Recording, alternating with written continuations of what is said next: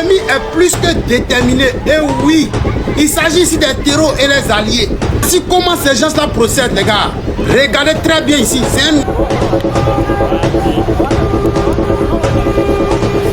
Ça, c'est les militaires maliens qui ont été capturés par le FLA. Il y a même des blessés dedans. Avez-vous vu les Russes dedans? Vous ne les verrez pas. Eux, leur problème, c'est l'argent et les ressources minières du Mali. Quand ça chauffe là, ils vous laissent et ils fuient. C'est une coopération de désordre, famille.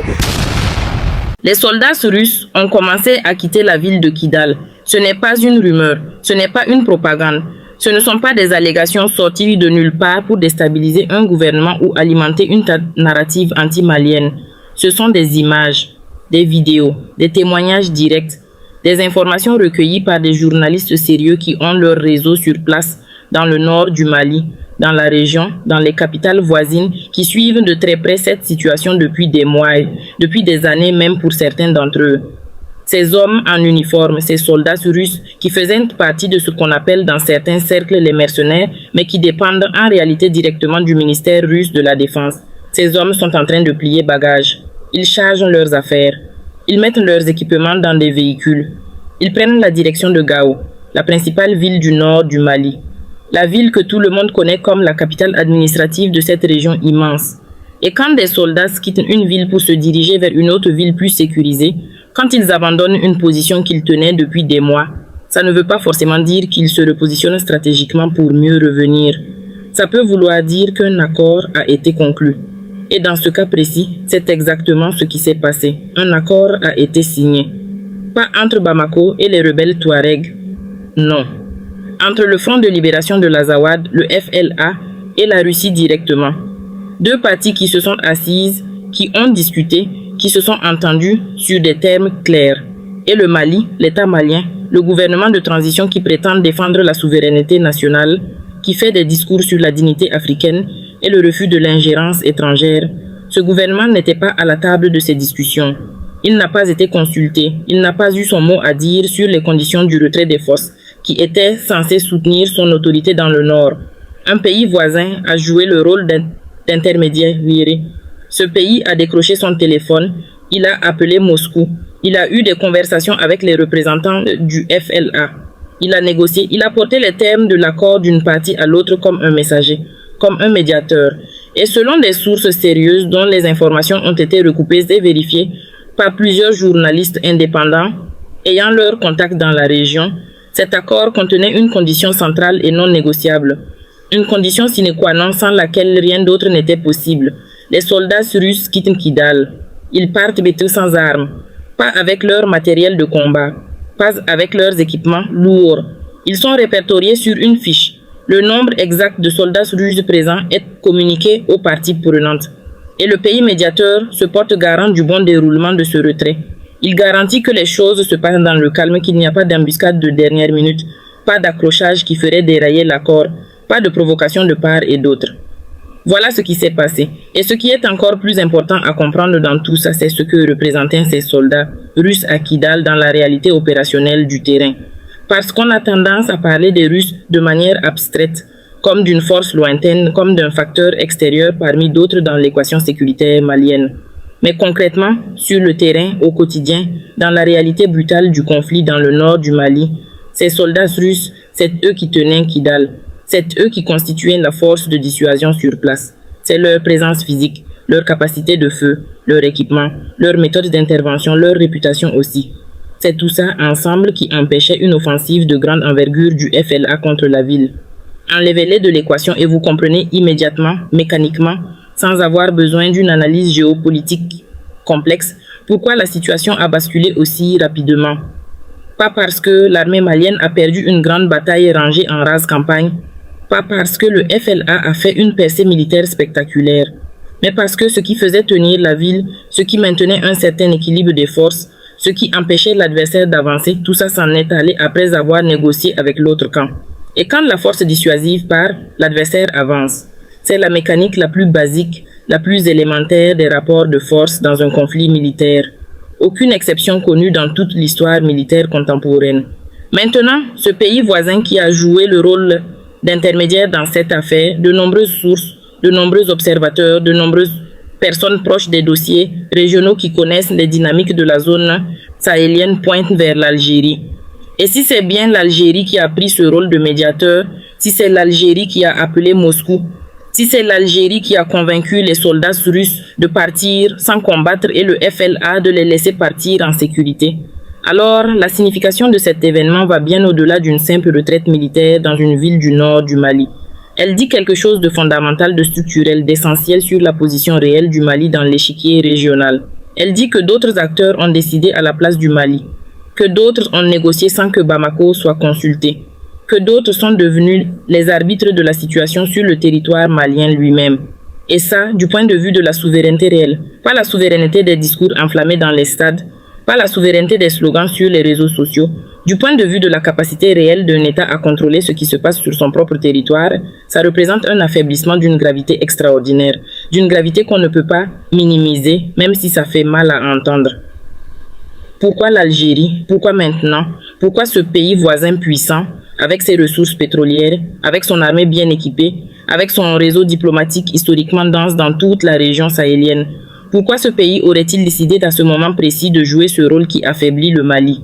Pour répondre à cette question avec honnêteté, il faut remonter dans le temps. Il faut parler d'une décision spécifique qui a été prise par les autorités maliennes et qui a mis l'Algérie dans une position qu'elle ne pouvait pas accepter sans réaction, sans riposter d'une manière ou d'une autre.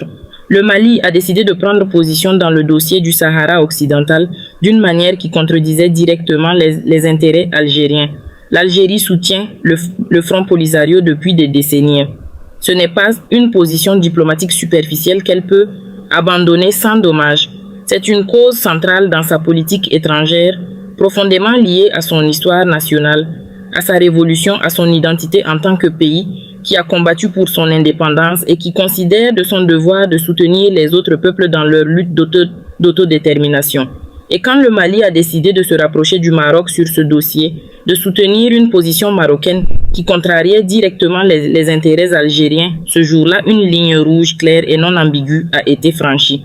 L'Algérie n'a pas crié sur les toits. Elle n'a pas lancé des ultimatums publics spectaculaires. Elle a gardé ses cartes. Elle a attendu le bon moment. Et elle a joué ses cartes au moment qui lui convenait le mieux. Et ce moment, c'est maintenant. Et les cartes qu'elle a jouées, ce sont ses contacts entretenus depuis des années avec les groupes qui opèrent dans le nord du Mali et la relation diplomatique particulière qu'elle a su maintenir avec Moscou malgré les tensions géopolitiques mondiales autour de la guerre en Ukraine. Voilà donc la réalité structurelle de cette situation. Ce n'est pas une victoire militaire du FLA sur l'armée malienne au sens traditionnel d'une grande bataille remportée sur le champ de manœuvre. C'est une victoire diplomatique et géopolitique d'un pays voisin habile et patient, sur un gouvernement qui s'est progressivement coupé de tous ses voisins, de tous ses alliés naturels, de tous ceux qui auraient pu peser en sa faveur dans les moments de crise. Le Mali a froissé l'Algérie avec le dossier du Polisario. Il a rompu avec la France d'une manière qui, même si elle était légitime dans le fond, s'est faite sans filet de sécurité, sans alternative préparée. Il a créé des tensions profondes avec la CEDEAO et s'est retiré de l'organisation régionale la plus puissante d'Afrique de l'Ouest sans avoir une structure alternative aussi robuste pour prendre le relais. Il a expulsé des ambassadeurs. Il a rompu des accords de défense. Il a dénoncé des partenariats. Pont après pont, il a brûlé ses connexions avec le monde qui l'entourait. Et quand on brûle tous ces ponts, on ne doit pas s'étonner de se retrouver seul, complètement seul, au moment précis où on aurait le plus besoin d'alliés pour traverser une rivière qui monte. Regardons maintenant ce que ces images montrent dans leur réalité la plus concrète. Ces images des soldats russes qui quittent Kidal. Ces images qui circulent depuis quelques heures sur les réseaux sociaux, dans les groupes de discussion, dans les cercles des observateurs de la région. Il n'y a pas de montage. Il faut arrêter toutes les propagandes dans les deux sens. Quand c'est vrai, on dit que c'est vrai, même quand ça dérange. Ces soldats se descendent leurs affaires. Ils chargent dans des véhicules. Ils prennent la route de Gao. Et ce qu'on peut observer dans ces images, ce qui frappe immédiatement quelqu'un qui connaît les dynamiques des conflits armés, c'est quelque chose de très significatif. Il n'y a pas de combat. Il n'y a pas d'accrochage de dernière minute. Il n'y a pas d'embuscade sur la route. Les choses se passent dans un calme relatif, presque organisé. Et ce calme-là n'est pas le fruit du hasard ou d'une bienveillance spontanée. Il est le fruit d'un accord négocié, d'une médiation qui a fonctionné. Et le fait que ça ait fonctionné, que les parties se soient entendues sans que le sang coule davantage à ce stade, c'est peut-être la seule bonne nouvelle dans toute cette histoire. Mais la mauvaise nouvelle, elle est là aussi, visible dans ces mêmes images qui ne mentent pas. Les Russes partent et Kidal reste. Pendant que les soldats russes prennent la route de Gao, la situation à l'intérieur même de Kidal évolue à une vitesse impressionnante. Le chef de la police de Kidal a été arrêté. Ce n'est pas une information anonyme tirée d'un forum obscur. La vidéo existe. On peut la voir. On peut voir cet homme qui représentait l'autorité de l'État malien dans cette ville, qui était en charge de maintenir un certain ordre public, qui était le visage concret de la présence policière de Bamako à Kidal. On peut voir cet homme entre les mains du Front de libération de l'Azawad, arrêté, humilié publiquement, filmé et diffusé intentionnellement. Et cette vidéo circule, elle est vue par des milliers de personnes, elle est commentée et elle envoie un message d'une clarté absolue à toutes les personnes qui travaillaient encore pour l'État à Kidal, à tous ceux qui hésitaient encore sur la conduite à tenir. Voilà ce qui arrive à ceux qui restent du côté de Bamako. Voilà ce que vaut votre protection officielle quand les Russes ne sont plus là pour vous couvrir. C'est un message de puissance brute. C'est une démonstration d'autorité calculée. Et dans un conflit où la perception compte autant que la réalité militaire sur le terrain, ce type de démonstration a des effets qui se propagent bien au-delà de Kidal. Des effets qui atteignent d'autres villes, d'autres fonctionnaires, d'autres responsables locaux qui calculent leurs options. Des arrestations multiples sont en cours dans la ville pendant que nous parlons. Plusieurs sources indépendantes le confirment. Des fonctionnaires, des cadres administratifs, des personnes ayant des liens avec l'administration malienne. Elles sont identifiées, elles sont localisées, elles sont appréhendées. Et ça ne se fait pas dans la confusion d'une prise de ville chaotique. Ça se prépare, ça s'organise. Il faut des listes, il faut du renseignement, il faut savoir où il habite, quelle est sa fonction. Et cette organisation révèle un niveau de structuration du FLA qui dépasse très largement la simple guérilla désorganisée qu'on imaginerait dans une zone de conflit. C'est une organisation qui prépare la gouvernance, qui pense à l'après-combat, qui se projette dans la durée. La mort du numéro 2 de l'appareil sécuritaire à Kidal, un homme connu sous le nom de Sadio, est venu alourdir encore davantage le bilan de cette journée. Sa disparition n'est pas un fait anecdotique qu'on peut mettre de côté rapidement. Quand on perd un cadre sécuritaire à ce niveau de responsabilité, on ne perd pas seulement un individu. On perd des années d'accumulation de savoir-faire. On perd un réseau d'informateurs, de contacts, de relais locaux qu'il avait tissés au fil du temps. On perd la capacité à comprendre les dynamiques tribales et communautaires qui sont indispensables dans un contexte de conflit asymétrique où le renseignement humain vaut de l'or et où aucune technologie ne peut le remplacer. Et cette perte ne se compense pas en quelques semaines de formation. Elle prend des années à se reconstruire. Et ces années, dans la situation actuelle, le Mali n'a tout simplement pas le luxe de se les permettre. Des combats ont aussi repris dans d'autres localités, pas uniquement à Kidal. Les noms de ces localités circulent dans les cercles d'information proches du terrain. La pression s'exerce simultanément sur plusieurs fronts en même temps. Et dans la logique militaire la plus élémentaire, c'est une stratégie classique et éprouvée. Ouvrir plusieurs fronts simultanément pour forcer l'adversaire à disperser ses ressources, pour l'empêcher de concentrer ses forces là où la pression est la plus forte, pour tester et exploiter ses points de faiblesse les uns après les autres. Et si la force principale qui tenait le front le plus symboliquement important, les soldats russes à Kidal, vient de partir en vertu d'un accord qu'elle a négocié elle-même, alors ce front est ouvert grand. Et le combler avec les seules forces maliennes disponibles dans l'état actuel de l'armée malienne après les affaiblissements structurels que nous allons détailler est un défi d'une ampleur colossale qui ne souffre pas de minimisation. Il faut parler de ce scénario qui se répète dans l'histoire récente avec une régularité troublante. Ce qui se passe au Mali n'est pas unique dans le panorama des conflits contemporains. Quand les talibans sont revenus en force en Afghanistan en 2021, les forces militaires américaines et occidentales qui soutenaient le gouvernement de Kaboul depuis 20 ans n'ont pas attendu d'être encerclées et anéanties pour évacuer. Elles sont parties rapidement, dans des conditions qui ont surpris le monde entier par leur caractère précipité. Quand Bachar al-Assad a perdu le contrôle de larges pans du territoire syrien, les soldats russes qui le soutenaient n'ont pas choisi de mourir jusqu'au dernier pour défendre un gouvernement en train de perdre pied. Ils ont négocié avec les mêmes forces qu'ils combattaient la semaine précédente. Ils ont obtenu des garanties pour leurs bases militaires. Ils ont sécurisé leurs intérêts. C'est la règle immuable des grandes puissances dans les conflits par procuration. On s'engage aussi longtemps que ça sert nos intérêts géopolitiques et stratégiques.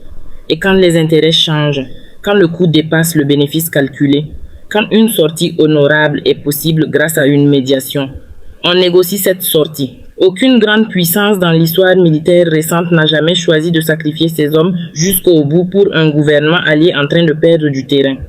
Jamais. Ce n'est pas une trahison dans le sens moral du terme. C'est de la géopolitique. C'est le calcul froid et rationnel que toutes les grandes puissances font en permanence dans ce type de situation. Et le Mali est en train de vivre exactement ce scénario-là. Et le prix de ce départ, il faut aussi le mesurer du côté malien avec précision.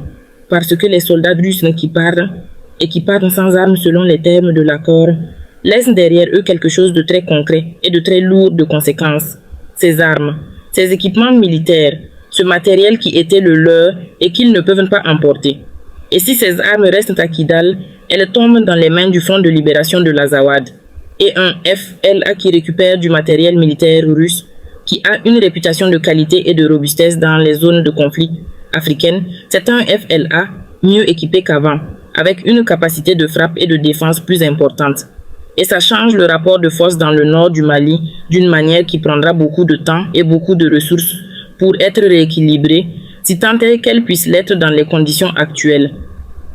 Voilà les faits, voilà la situation telle qu'elle est dans sa dureté, sans embellissement, sans atténuation, sans les formules creuses et rassurantes qui disent que la situation est sous contrôle, alors que les images disent exactement le contraire. Les soldats russes partent. Kidal est sous le contrôle effectif du FLA. Le chef de la police est arrêté. Des combats ont repris dans d'autres localités. Et l'armée malienne seule, dans son état actuel, ne peut pas faire face à cette situation. Ce n'est pas une insulte à l'armée malienne. Ce n'est pas une minimisation du courage des soldats qui sont sur le terrain. C'est une réalité structurelle qu'on ne peut pas ignorer sans mettre davantage de vie en danger. Et nous, on ne ferme pas les yeux. Quand c'est chaud, on dit que c'est chaud. Et là, c'est très chaud. P1B égale, maintenant qu'on a posé les faits sur la table, avec toute la clarté nécessaire, parlons de ce qui a mené là, parce que comprendre le chemin qui conduit à une situation, c'est la condition minimale pour comprendre comment on peut envisager d'en sortir un jour. Et pour comprendre comment le Mali est arrivé à ce point précis, il faut parler d'une accumulation de décisions qui, prises séparément, avaient chacune sa propre logique, ses propres justifications, ses propres partisans, mais qui, rassemblées dans le temps, additionnées les unes aux autres, ont produit un résultat collectif dévastateur que personne n'aurait forcément voulu si on lui avait montré la destination finale au départ. Commençons par l'armée. L'armée malienne, cette institution qui devrait être le dernier rempart de la nation, la colonne vertébrale de la défense nationale, l'outil sur lequel un État souverain s'appuie pour exister concrètement dans son territoire. On a beaucoup parlé des meilleurs soldats, ces officiers formés, expérimentés, qui avaient construit leur expertise sur des années de terrain difficiles, dans des conditions climatiques extrêmes, dans des zones géographiques immenses et peu connues, même des cartographes. Ces hommes qui connaissaient le nord du Mali dans sa réalité la plus concrète, qui savaient naviguer dans le désert, dans les zones de transition entre le semi-aride et l'aride, dans les espaces où la frontière entre le civil et le militaire est floue et changeante, où les dynamiques tribales et familiales déterminent qui peut circuler librement et qui ne peut pas, qui a accès à quoi et dans quelles conditions. Ces hommes représentaient une ressource d'une valeur extraordinaire, pas une ressource remplaçable par un contrat avec une entreprise étrangère, pas remplaçable, pas